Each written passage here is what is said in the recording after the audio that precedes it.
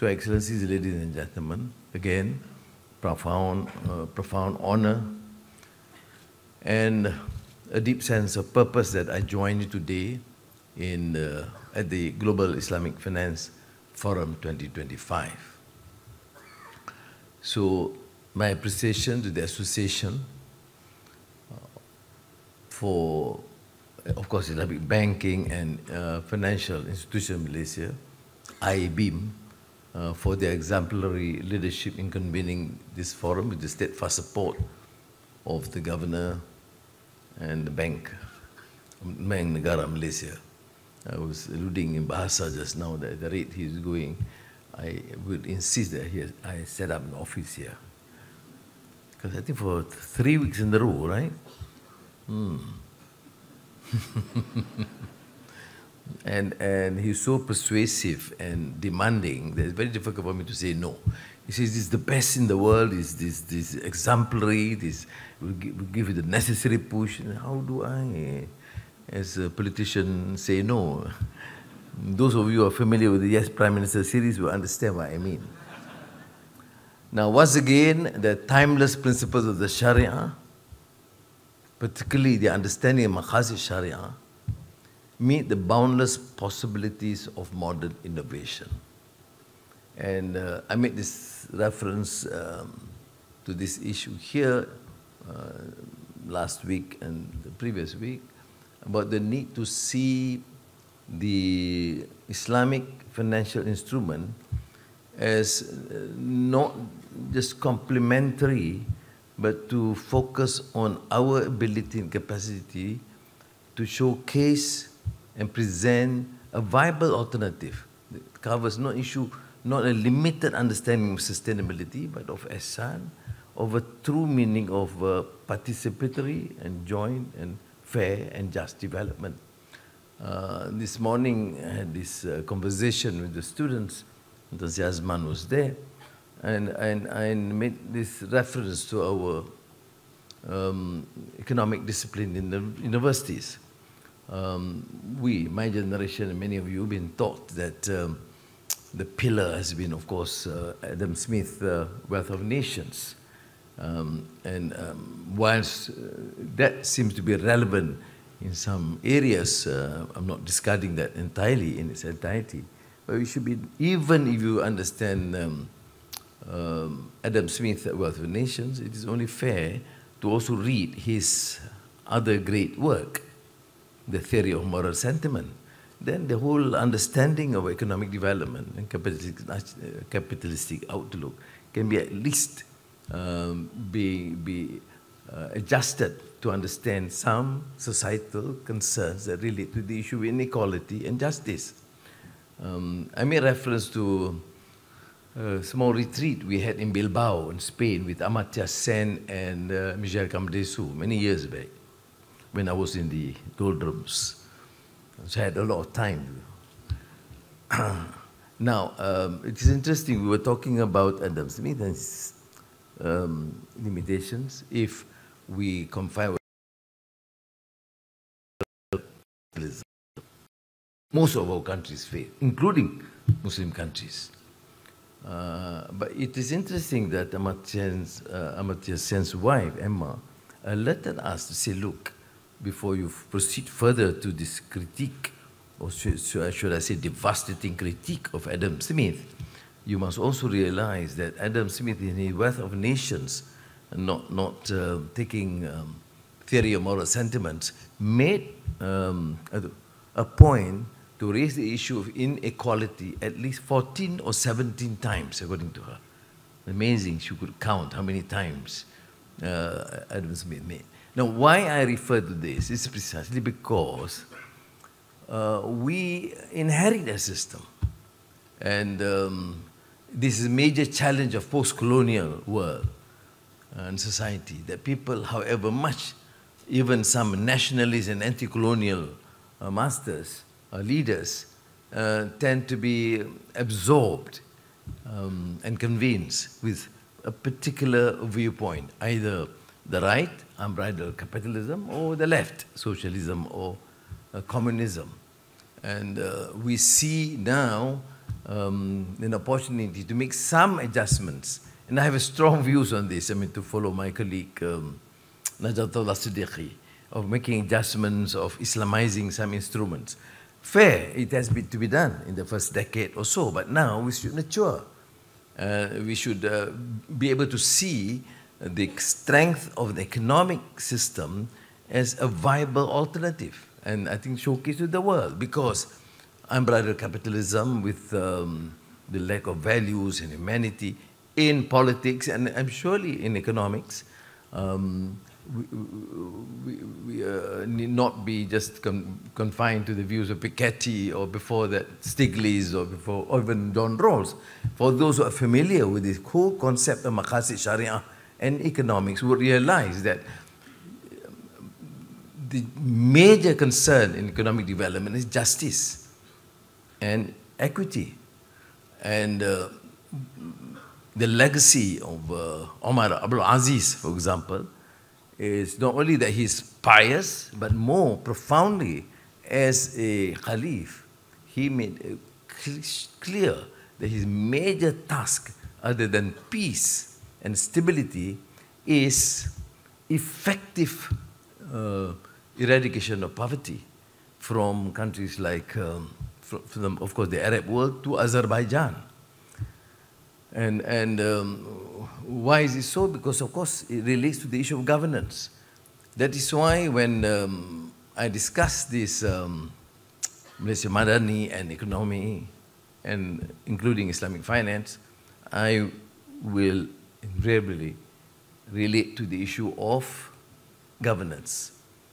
Because however effective the Islamic instrument is, if we operate in a system of poor governance, of endemic corruption and abuse of power, it will not meet the desired aim of maqasid sharia. So during the budget on Friday, I gave us a shocking figure. In the last 2 years, because of our focus on governance and zero tolerance towards corruption, abuse of power, smuggling, and the presence of so many of these cartels and syndicates, we were able, can you imagine, in 2 years, we were able to generate income through massive confiscation and stopping or taking these corrupt funds to an amount of 15.5 billion ringgit. I myself personally, yeah, find a great difficulty to understand how is it that in a country like Malaysia, relatively, I mean, doing reasonably well, good governance, still we find this. And this is not, of course, complete. Which means we have been tolerating this, assuming every year we have lost 5 billion through these scoundrels of corrupt masters and syndicates and cartels. Can you imagine? For the last, say, decade, how many billions have we lost? That is why I think we look at maqasid sharia, we must start with issue of good governance. And you will always need to remind us, the leaders, professionals, academia, and the civil servants, that working together to ensure that the aim, the true aim in the maqasid, the higher objective of the sharia is that even in introducing financial instruments, the whole issue of competitiveness, about profits, cannot ignore the importance of values, justice, and good governance. Of course, now we talk about green energy, sustainable agriculture, affordable housing. I don't need to bother you on this because you are the experts here. My role is to remind that the governance, our house must be in order. And once it is in order, initiatives such as Islamic finance can really showcase. Because otherwise, there will be these instruments part as a viable alternative, but in a system that it condones or tolerates corruption, so you have so many leakages. Why do we take so this responsibility to ensure that to correct some of these ills and flaws and limitations? So I see Islamic finance and extending beyond Islamic economic is essentially that, within that framework. And I would appeal to you to continue to do this, because these are instruments that act as a complement to the overall scheme of the maqasid of Sharia, delivering full profit with purpose, of course, and growth that leaves no one behind. So it is to me a very critical issue, and I mentioned this earlier, that 2024 alone, we issued 20 billion ringgit in sustainable and responsible investment sukuk. So it is a clear sign that, notwithstanding what I have said on the issue of governance, etc., it is a clear signal to the world that our Islamic finance sector is not only thriving, but leading in mobilizing capital for green, social, and ethical impact, which meets this overall governance viewpoint. But again, as I've said, our work is not far from done. The world is entering an era where capital will increasingly be judged not just by the returns it generates, but by the lives it touches and the legacies it leaves behind. Now, we have shown that we must continue to explore this, that Islamic finance can lead this shift, this gross inequity, injustice, and tolerance of all the ills that have affected our societies.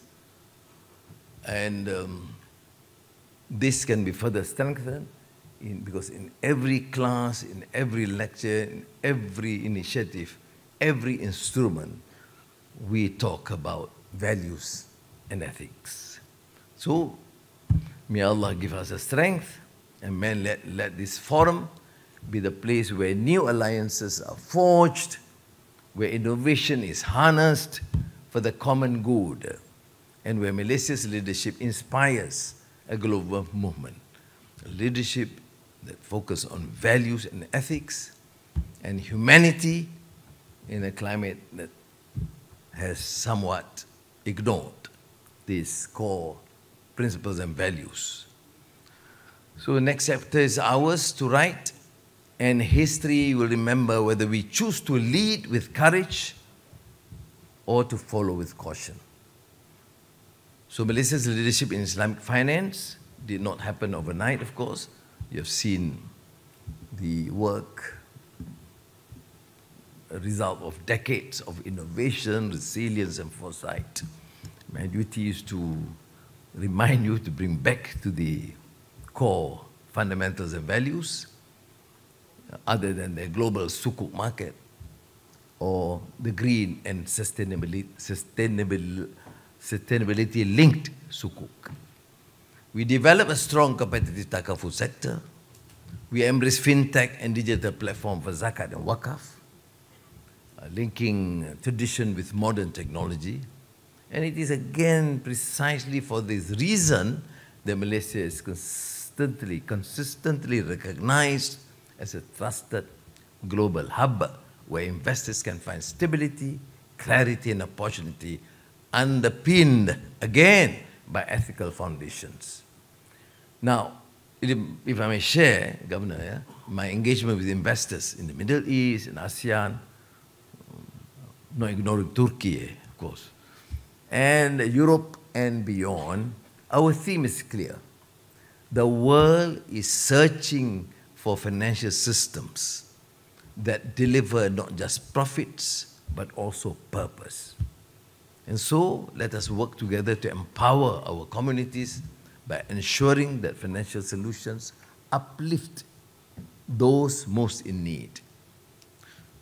We must advance ethical and responsible businesses through cross-border partnership, innovation, and shared prosperity. Terima kasih. Wassalamualaikum warahmatullahi wabarakatuh.